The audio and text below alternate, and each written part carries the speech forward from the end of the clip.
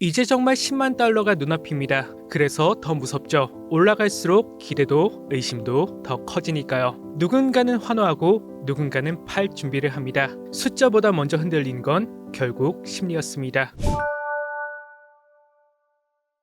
안녕하십니까, 차티스입니다. 긴 연휴 잘 보내셨나요? 일상으로 돌아오니 몸도 마음도 조금 무거우실 텐데요. 그래도 다행히 비트코인은 연휴 동안 꽤 괜찮은 움직임을 보여주었습니다. 1억 4천만 원 부근까지 회복했고 10만 달러를 눈앞에 둔 상황까지 올라왔죠. 그래서일까요? 일상은 다시 시작됐지만 시장은 어딘가 꿈결 같은 분위기를 풍기고 있습니다. 그런데 오히려 이런 게 더 무섭습니다. 상승은 진행될수록 긴장감을 키우고 정보는 방향보다는 혼돈을 먼저 주기 때문이죠. 미국은 금리를 동결했지만 1분기 성장률은 마이너스를 기록하며 경기 둔화 우려가 커지고 있고 트럼프 대통령은 연준의 금리 인하를 압박하고 있습니다. 한편에선 중국이 채굴 산업을 조용히 재개할 것이라는 말도 돌고 있죠. 겉으로는 조용하지만 이면에선 구조가 크게 요동치고 있는 시기입니다. 오늘은 이 복잡한 상황 속에서 비트코인이 지금 어떤 흐름을 그리고 있는지 차근차근 짚어볼게요. 자, 바로 가보시죠. 4월 29일 그날 저는 한 줄의 기준을 남겼죠. 92,700달러를 이탈하지 않으면 비트코인은 99,000달러까지 오를 것이다. 이러한 말을 했을 때 많은 분들께서 고개를 갸웃하셨습니다. 이미 비트코인은 과매수이고 이미 충분히 올라왔고 이미 늦었다는 말도 많았죠. 심지어는 그 자리가 무너질 거라고 단정 짓는 시선도 있었습니다. 악플도 회의도 꽤 많았었죠. 그런데 결과는 어떻게 됐을까요? 비트코인은 오늘 99,000달러를 이미 넘어섰죠. 그리고 그 흐름은 단 한 번도 제 기준선을 이탈하지 않았습니다. 92,700달러.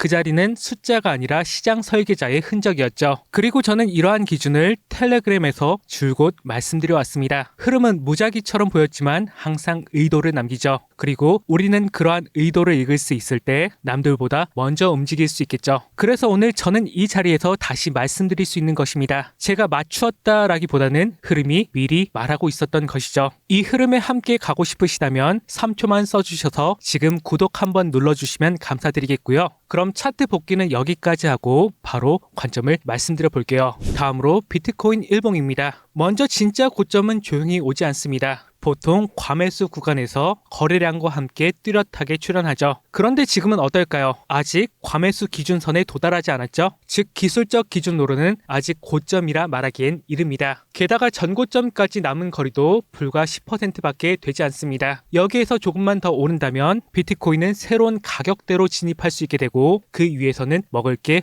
훨씬 더 많아지게 되겠죠. 하지만 단순히 거리만 보고 판단하기는 어렵습니다. 진짜 중요한 건 이전 구간에서 얼마나 오래 횡보했느냐인데요. 차트를 보면 아시겠지만 횡보는 꽤 길었고 상승은 매우 짧았습니다. 즉 시장은 에너지를 충분히 모아두었는데 그 힘을 다 쓰기도 전에 벌써 고점 논란이 먼저 찾아왔죠. 오히려 지금은 너무 짧은 상승이 더 의심을 만들어내는 시점입니다. 아직 과매수에도 오지 않았고 전고점 부근에 도달하지도 않았으며 횡보에 비해 상승은 턱없이 짧습니다. 그래서 지금은 끝이 아니라 다음을 준비하는 구간일 수 있겠죠. 이러한 생각으로 저는 상승 관점을 유지하고자 합니다. 아직 시장은 끝났다라는 신호를 준 적이 없으니까요. 2025년 2월 21일 암호화폐 역사상 가장 충격적인 사건이 발생했죠. 그건 바로 바이비트 해킹 사건. 총 피해액은 약 2조 2천억 정도이고 이더리움으로만 약 14억 6천만 달러 해킹 사례가 있었습니다. 이것은 지금까지 알려진 어떤 해킹 사건보다도 크죠.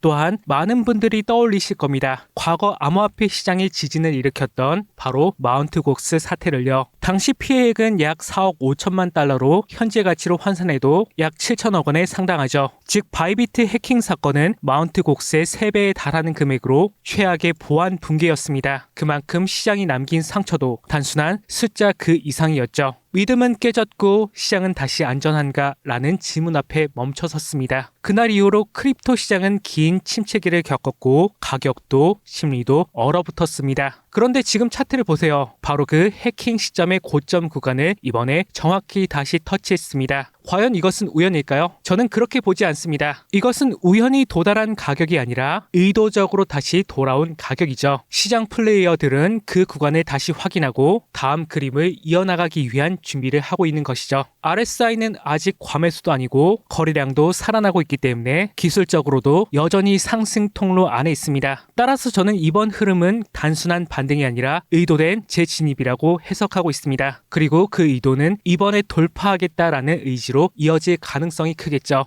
다음으로 CME 차트입니다. 비트코인이 상승하니 이런 말이 있네요. CME 갭이 아직 안 메워졌는데 이거 무서운 거 아닌가요? 그러한 말은 저는 절반은 맞고 절반은 틀렸다고 생각하고 있어요. 이러한 CME 갭을 인식하는 것은 중요하지만 지금 그걸 이유로 상승을 의심할 필요는 없습니다. 아시다시피 CME 갭이라는 것은 시카고 상품 거래소가 주말 동안 문을 닫으면서 월요일 장이 열릴 때 생기는 차트상의 빈 공간이죠. 이 갭은 언젠가는 메워진다는 속성이 있지만 언제 메워질지는 아무도 모릅니다. 그리고 바로 지금이 그 시점은 아닐 수 있다는 것이죠. 실제로 비트코인은 2024년 11월 11일에 CME 갭을 만들고도 그 이후로 무려 120일, 약 17주 동안 갭을 여전히 메우지 않은 채 3만 달러까지 상승한 사례가 있습니다. 당시에도 시장은 끊임없이 갭은 언제 메우냐라는 질문을 쏟아냈지만 가격은 위로만 올라갔고 갭은 결국 모두가 잊을 때쯤 천천히 채워졌습니다. 이것이 말해주는 것은 분명합니다. 갭은 채워질 가능성이 높지만 그게 꼭 지금일 필요는 없다는 것을요. 오히려 지금은 갭을 걱정할 타이밍이 아니라 추세를 추종하고 따라가야 할 시점이죠.